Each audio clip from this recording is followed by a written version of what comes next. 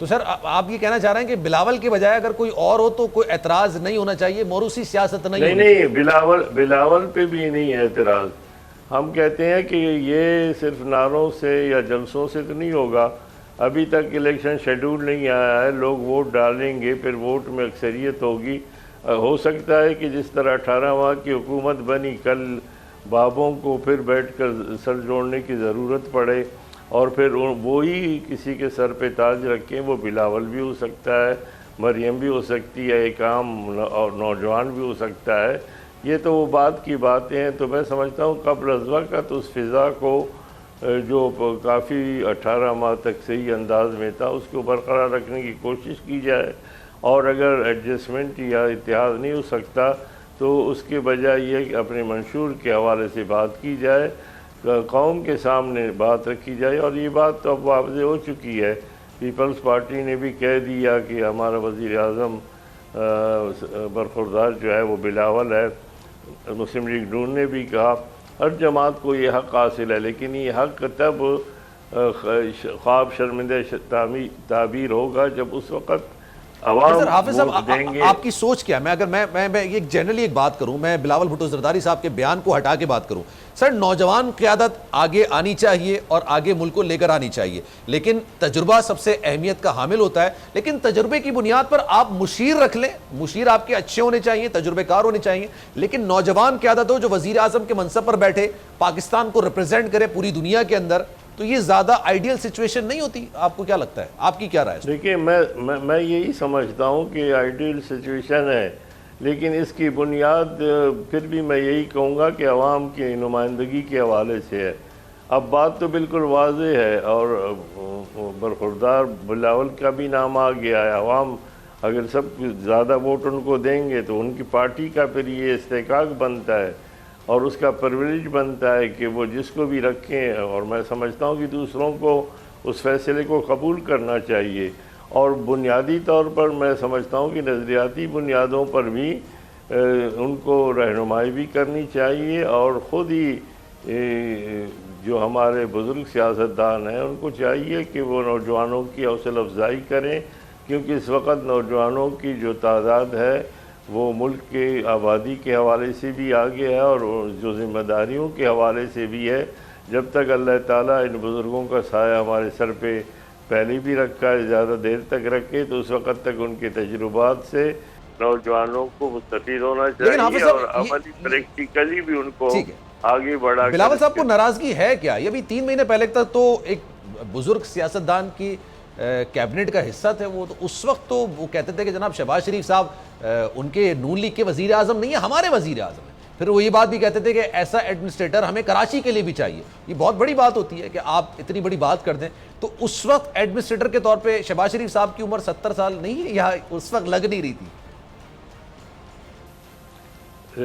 دیکھیے، جہاں تک تعلق ہے میں سمجھتا ہوں کہ اگر یکسانیت ہوگی بیانات کے اندر اور تعلقات کے اندر اور اس کو ایک حد تک رکھا جائے گا، سیاسی اختلاف کو سیاسی اختلاف کی حد تک رکھا جائے گا اور اسے دشمنی کی حد تک نہیں لے جایا جائے گا، اور تو اس قسم کے بات یہ کی جا سکتی ہے جس کا مفہوم وہی ہو کہ وہ بالکل یہ کہہ سکتے ہیں کہ نوجوان قیادت کو آگے آنا چاہیے. تو اس کا مطلب یہ ہوگا کہ جب نوجوان قیادت آئے گی، بجائے اس کے یہ کہنا کہ ان کو گھروں میں بیٹھنا چاہیے، دعائیں کرنی چاہیے. دعا کے لیے تو یعنی ہر وقت ضرورت ہے. میں نے پہلے بھی کہا کہ جب جدوجہد کی بات آتی ہے، تحریک کی بات آتی ہے، تو اس وقت آپ قیادت کی بات کرتے ہیں کہ آپ قیادت کریں، اور جب منصب کی بات آتی ہے تو آپ کہتے ہیں جی آپ جا کے دعا کریں. تو یہ تھوڑا سا تضاد نظر آتا ہے اس صورتحال میں. اچھا سر، مولانا صاحب کا ہمیشہ سے بالکل مولانا صاحب کا ہمیشہ سے یہ موقف رہا ہے کہ پی ٹی آئی سے اتحاد ہو جاتا، لیکن اگر وہ سیاسی تنقید تک باز آتی، مطلب سیاسی تنقید کی حد تک رہتی، وہ سیاسی تنقید سے نکل کر ذاتیات کی طرف آ گئی.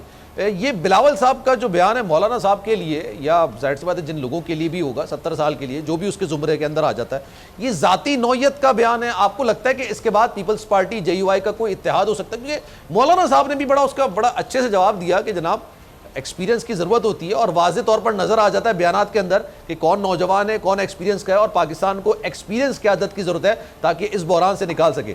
پیپلز پارٹی کے ساتھ ان فیوچر کوئی معاہدہ، کوئی سیٹ ایڈجسٹمنٹ کی بات؟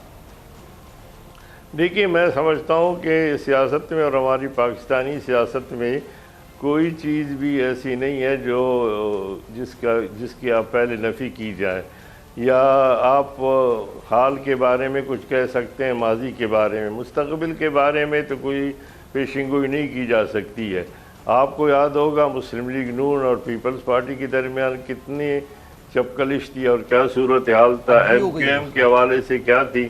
ابھی چند ماہ پہلے جو ہے نا وہ 18 مہینے ساتھ چلتے رہے، اکٹھے تھے، وزیر اعظم بھی تھے، وزیر خارجہ تھے، اور یقیناً بیرونی دنیا کو یہ بات سمجھائی گئی کہ ایک نوجوان قیادت کو وزارت خارجہ کے جیسے اہم منصب پہ لا کر رکھا گیا۔